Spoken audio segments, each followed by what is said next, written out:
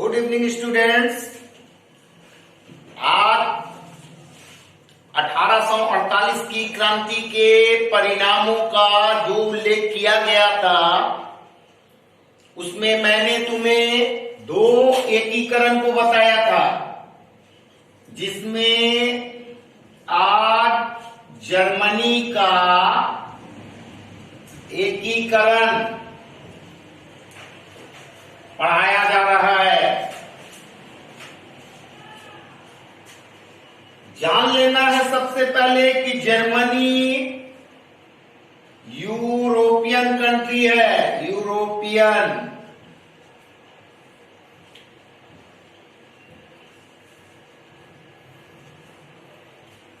और जर्मनी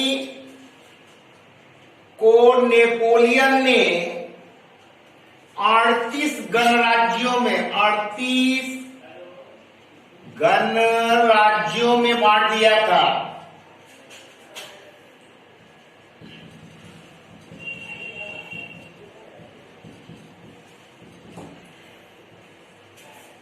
और इस जर्मनी के 38 भागों में मुख्यतः 3 देशों ने अपना प्रभुत्व कायम किया था। डेनमार्क, ऑस्ट्रिया, तीसरा फ्रांस।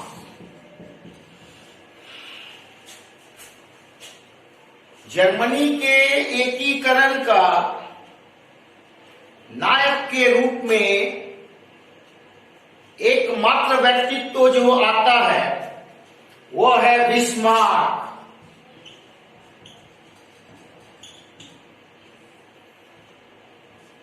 क्वेश्चन आएगा, जर्मनी का एकीकरण किसकी देन है? तो बताना है बिस्मार्क। बिस्मार्क ने जर्मनी के एकीकरण के लिए एक पॉलिसी को एडॉप्ट किया था, जिसे आयरन एंड ब्लड पॉलिसी कहा जाता है। पॉलिसी देखो, आयरन एंड ब्लड पॉलिसी, इसका अर्थ हुआ लौह और खून की नीति। इसी नीति को लौह शस्त्र की नीति भी कहते हैं। तो क्वेश्चन 1 मार्क्स में आ सकता है, लौह और खून या लौह और शस्त्र की नीति का प्रतिपादन किसने किया? तो लिखना है बिस्मार्क। बिस्मार्क को कूटनीति का जन्मदाता कहा जाता है।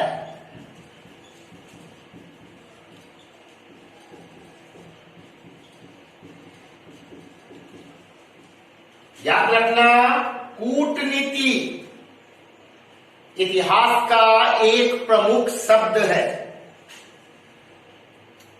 और बिस्मार्क को यूरोप में कूटनीति का जन्मदाता कहा जाता है।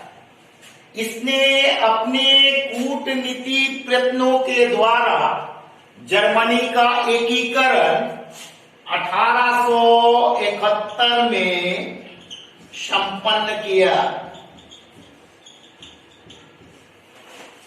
1871 में संपन्न किया और इसके लिए बिस्मार्क को 3 देशों के साथ युद्ध करना पड़ा। Denmark, Austria, France.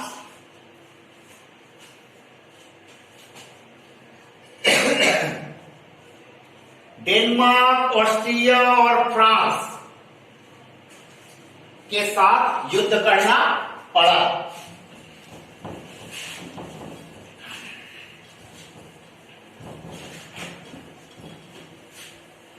इसे इस तरह से भी दिखाया जा सकता है, जिसे व्हाइट बोर्ड पर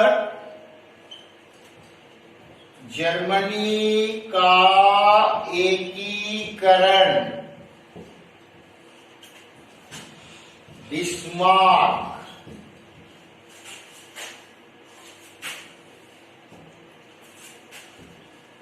डेनमार्क 1864, डेट याद रखना है। ऑस्ट्रिया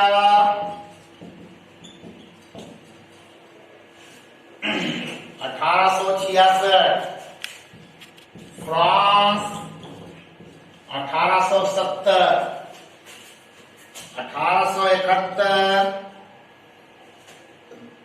में जर्मनी का एकीकरण संपन्न। एकीकरण का अर्थ यह होता है विदेशी शक्तियों को हटाकर राष्ट्र के या राष्ट्रवादियों के हाथों में देश को सौंपना। एकीकरण को यूनिफिकेशन कहते हैं। यूनिफिकेशन का तात्पर्य हो गया एक करना, यानी जर्मनी जो 38 भागों में बटा था और उसके 38 भागों पर विशेषकर डेनमार्क का, ऑस्ट्रिया और फ्रांस जैसे देशों का प्रभाव था। लेकिन बिस्मार्क ने अपने कूटनीति के द्वारा किस तरह से तीनों देशों को युद्ध में परास्त कर जर्मनी का एकीकरण संपन्न करा।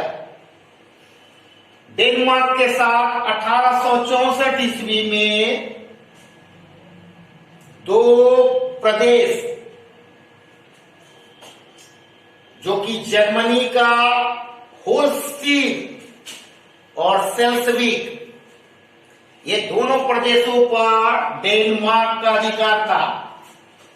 फिर से सुन लो, बिस्मार्क ने जर्मनी का एकीकरण कूटनीति के द्वारा किया और इस कूटनीति की प्रक्रिया में सबसे पहले डेनमार्क को हटाने के लिए ऑस्ट्रिया जैसे कट्टर शत्रु को अपने पक्ष में मिलाया। ऑस्ट्रिया को प्रलोभन दिया गया कि डेनमार्क जो प्रदेश में है, यानी होल्स्टीन, देखो ठीक से, होल्स्टीन, दूसरा सेल्सविक, ये दोनों प्रदेशों पर डेनमार्क का अधिकार था, जिसे बिस्मार्क ने ऑस्ट्रिया को यह प्रलोभन दिया कि डेनमार्क को हटाने में अगर ऑस्ट्रिया साथ देता है तो ये दोनों प्रदेश ऑस्ट्रिया को दे दिए जाएंगे। ऑस्ट्रिया इस बात पर सहमत हो गया और ऑस्ट्रिया और बिस्मार्क की सेना ने मिलकर डेनमार्क को 1864 के युद्ध में परास्त कर दिया और डेनमार्क को जर्मनी का कुछ भाग उसको छोड़ना पड़ा। अब जर्मनी के एकीकरण में जो सबसे बड़ी बाधा थी वो ऑस्ट्रिया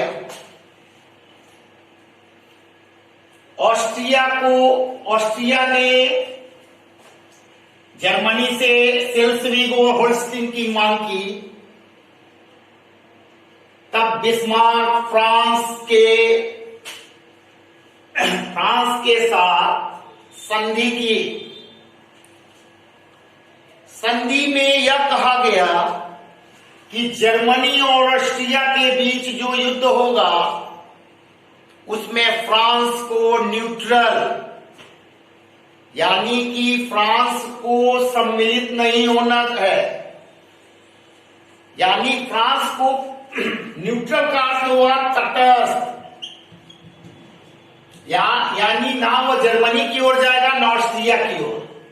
फ्रांस इसके लिए तैयार हो गया।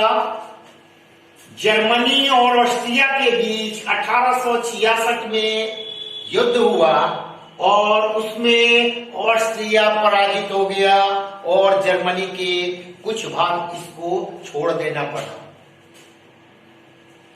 अब एकमात्र एकीकरण की मुख्य प्रमुख बाधक देश फ्रांस बचा। जर्मनी ने फ्रांस से युद्ध इसलिए नहीं किया क्योंकि कुछ समय पहले ऑस्ट्रिया को हटाने के उद्देश्य से फ्रांस के साथ तटस्थता की संधि की थी। अतः जर्मनी ने अपने एक प्रदेश प्रशा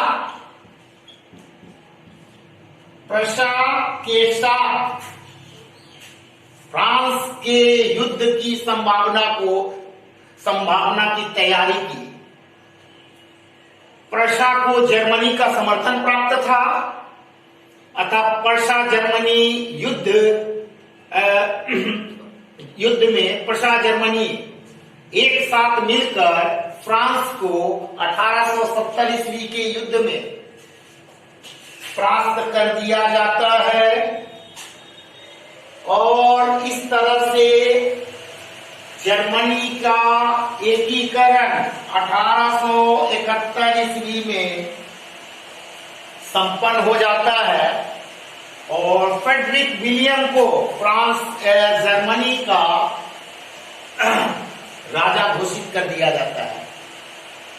अब इससे जो प्रश्न आने वाला है वो तो तुमको या तो 1 मार्क्स का रहेगा या तो ये लॉन्ग टाइप में आता है कि जर्मनी का एकीकरण किसने और किस प्रकार किया। तो बिस्मार्क ने और किस प्रकार किया, तो तुमको इस तरह से पूरा इतिहास लिखना है। 3 पैराग्राफ चेंज होगा।